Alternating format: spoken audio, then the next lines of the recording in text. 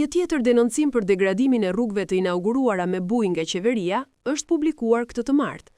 Deputetja e Partisë Demokratike, Denisa Vata, në një postim me rrjete sociale, ka publikuar pamjet nga situata dramatike në unazën e Burrelit. Sipas pamjeve, duket se unaza, e cila u ndërtua në 2025 me fond publik prej 1.2 milion euro, është shembur dhe degraduar në disa segmente vetëm një muaj pas përfundimit.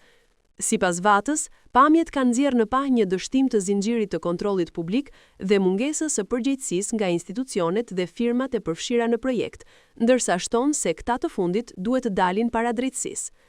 Askush nuk mund të fshihet pas një shkrese, sepse dokumentet ekzistojnë, korrespondenca ekziston, firmat ekzistojnë. Tani duhet të ekzistojë edhe përgjegjësia, shkruan Vata ndër të tjera krahas pamjeve të publikuara në FB.